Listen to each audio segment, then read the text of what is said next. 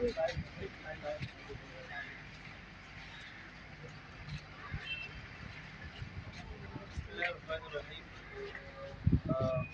آج جس مقام پر جس جگہ پر کھڑا ہوں یہ وہ مقام اور یہ وہ ادارہ ہے کہ جس کی بنیاد میرے والد مرحوم ہے کہ اللہ تعالیٰ ہم سب کی باہمی محبت کو ہمیشہ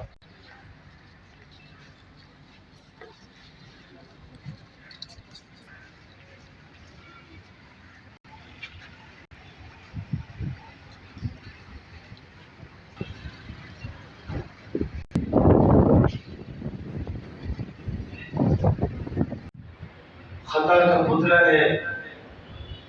اور نسیان ہے،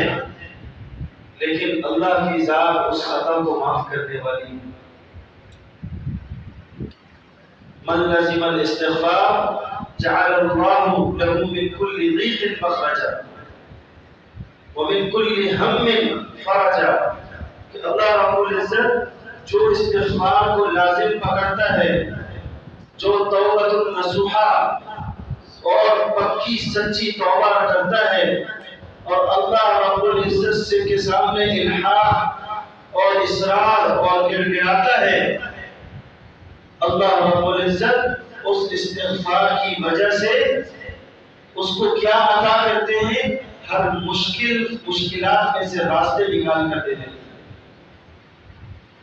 اور ہر غموں میں سے اس کے لیے راستے نکلتے ہیں اور اللہ رب العزت اس کے رزق کو کشادہ کر دیتے ہیں۔ خطا کا پتلا ہے اور نسیان ہے، لیکن اللہ کی ذات اس خطا کو معاف کرنے والی ہے۔ من لزم الاستغفار جعل اللہ له من كل ضيق مخرجا ومن كل هم فرجا کہ اللہ رب العزت جو استغفار کو لازم پکڑتا ہے، جو توبۃ النصوحہ اور پکی سچی توبہ کرتا ہے اور اللہ رب العزت سے کے سامنے الحاح اور اصرار اور گر گراتا ہے، اللہ رب العزت اس استغفار کی وجہ سے اس کو کیا عطا کرتے ہیں؟ ہر مشکلات میں سے راستے نکال کر دیتے ہیں اور ہر غموں میں سے اس کے لیے راستے نکلتے ہیں اور اللہ رب العزت اس کے رزق کو کشادہ کر دیتے ہیں۔ پیش کیا اور ان کے سامنے رکھا اور ہم نے ہر لحاظ سے سمجھانے کی کوشش کی، جو ہماری مجبوریاں تھیں اور جو ہمیں پریشانیاں تھیں ہمارے لیے، ان پریشانیوں کو ان کے سامنے رکھا اور مجلس عاملہ کے اراکین وہاں سارے موجود تھے اور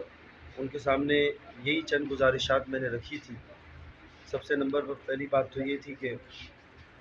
حضرات کے سامنے میں نے واضح طور پر یہ موقف اختیار کیا کہ وفاق المدارس جو ہے وہ ہمارا سائبان ہے اور وہ ہمارا سایہ دار درخت ہے، ہم اس کے نیچے اپنی زندگی گزارنا اپنے لیے سعادت سمجھتے ہیں اور ہمارے لیے اور خوش نصیبی کی بات ہے کہ ہم وفاق کے ساتھ ملحق ہیں اور ہمارے اکابرین جو ہے وہ ہمارے سرپرست ہیں اور اکابرین کو نہ ہم کبھی چھوڑ سکتے ہیں نہ کبھی چھوڑیں گے، وہ ہمارے آنکھوں کے تارہ ہیں اور ہمارے سروں کے تاج ہیں۔ لہٰذا یہ واضح طور پر جامعہ بنوری عالمیہ کا موقف ہے کہ ہم کبھی بھی اپنے اکابرین کے نہج سے ہٹنے کے لیے تیار نہیں ہیں اور اسی نہج پر کام کرتے رہیں گے، پہلی بات۔ دوسری بات یہ ہے کہ ہم نے اپنے طور پر جب سارا موقف اکابرین کے سامنے رکھا، انہوں نے سنا اور ہم نے دو نکات رکھے ان کے سامنے۔ پہلی بات تو یہ تھی، پہلا نکتہ یہ تھا کہ 1988 سے لے کر اب تک جو ہمارا نصاب اور نظام شعبہ بیرون کے حوالے سے وہ کسی ادارے کے ساتھ، کسی بورڈ کے ساتھ اس کا الحاق نہیں رہا اور اس زمانے سے لے کر والد صاحب انتقال سے پہلے تک کوشش کرتے رہے کسی طرح کسی بھی بورڈ میں بیرون کے طلباء کا الحاق ہو جائے تاکہ وہ اپنے ممالک میں جا کر دینی خدمات اور دینی ادارے اچھے انداز میں قائم کر سکیں. لیکن بدقسمتی سے ایسا نہیں ہوا، کیونکہ کسی بھی وفاق سے اور کسی بھی ادارے سے الحاق نہ ہونے کی وجہ سے جو مشکلات ہمیں اٹھانی پڑی بیرون کے طلباء کو، وہ بنیادی طور پر یہ تھی کہ جس کا ایک واقعہ میں آپ کے سامنے رکھنا چاہوں گا کہ ہمارے ہاں ایک یوگینڈا کا طالب علم تھا جو بچپن سے لے کر اور عالم بننے تک اور عالم بننے سے لے کر مفتی بننے تک وہ ہمارے ساتھ ہی رہا. جب وہ اپنے ملک میں کام کرنے کے لیے گیا تو اس نے وہاں پر ایک ادارہ قائم کیا جو 32-33 ایکڑ پر مشتمل تھا اور اس کی شاخیں بھی اس کے ساتھ منسلک تھیں. اور حکومت نے چند سالوں کے بعد یہ فیصلہ کیا کہ اس کے ساتھ عصری علوم کو بھی لگایا جائے. تو انہوں نے ان سے پوچھا کہ آپ کے پاس HEC کی کوئی ڈگری ہو یا کوئی ایسا معادلہ ہو جس پر آپ جس بنیاد پر وہ اس ادارے کو جاری و ساری رکھے. لیکن بدقسمتی سے ان کے پاس نہیں تھی اور کوئی سند ان کو بورڈ سے نہیں ملی تھی، جس کی وجہ سے وہ 32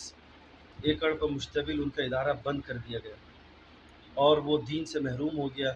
اور وہ آج بیچارہ دبئی کے اندر وہ کہیں پر جاب کر رہے.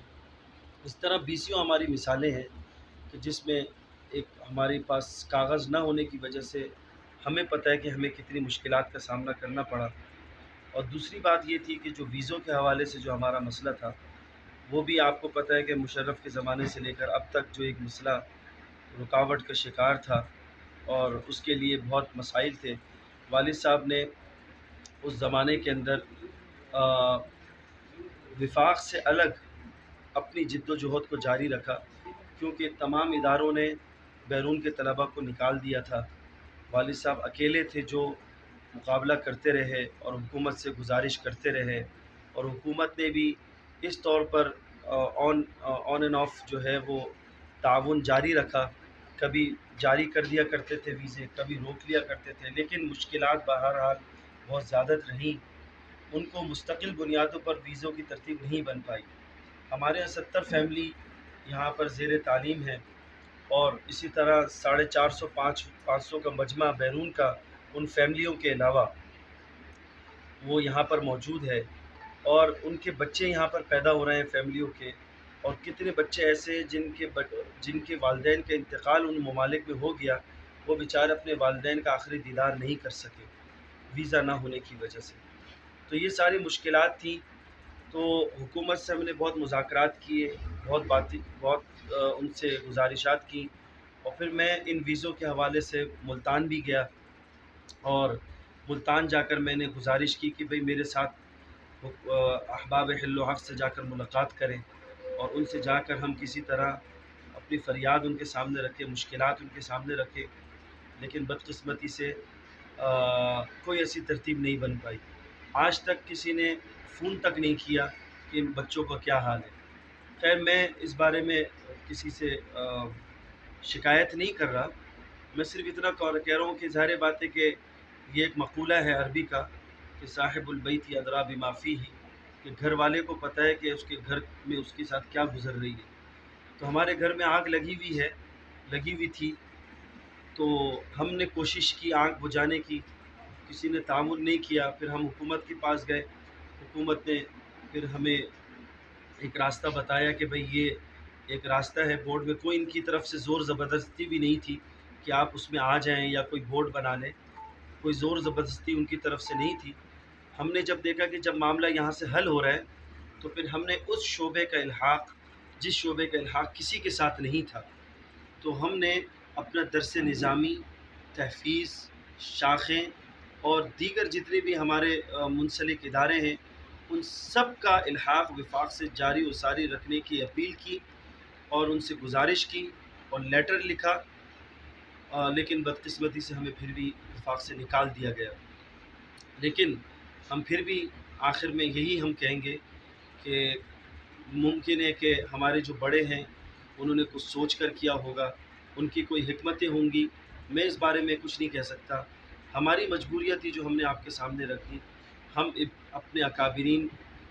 کا احترام کریں گے، کرتے رہیں گے، اور انشاءاللہ ہماری طرف سے کسی چیز میں انشاءاللہ کمی نہیں رہے گی. اور ہم اسی طرح سفارت کاری کا کام بھی جاری رکھیں گے، اور اللہ رب العزت سے دعا کریں گے کہ اللہ تعالیٰ ان معاملات کو بحسن خوبی جو ہے وہ اس کو نمٹا دے۔ اور ایک بات میں آپ سے یہ کہوں گا کہ ایک آپ حضرات کے توسط سے میں یہ اپیل کروں گا کہ دیکھیں، جب ایک بورڈ دوسرا بورڈ بنا ہے نا، ایک میں تو میں تو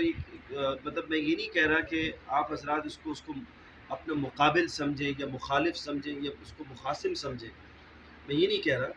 میں یہ کہنا چاہ رہا ہوں کہ یہ اختلاف تنوع ہے، یہ اختلاف تضاد نہیں ہے، تو اس کو تنوعات تک ہی رکھا جائے،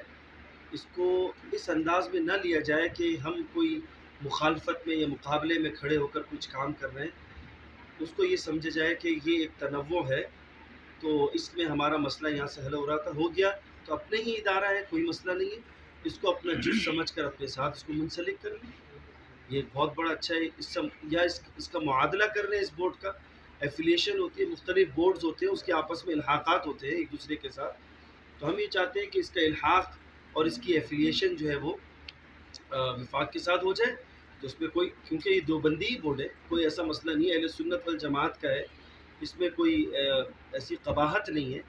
تو لہٰذا گزارش یہ ہے کہ آپ حضرات کے ذریعے سے اپیل ہے کہ یہ ایک ہماری طرف سے ایک وہ ہے آفر کیا سمجھیں یا جو بھی سمجھیں، کہ اگر اس کا معادلہ ہو جائے تو یہ ایک درمیان کی صورت ہے جو معاملات ماشاءاللہ ہم کو باہمی متحد رکھے گی ایک دوسرے کے ساتھ۔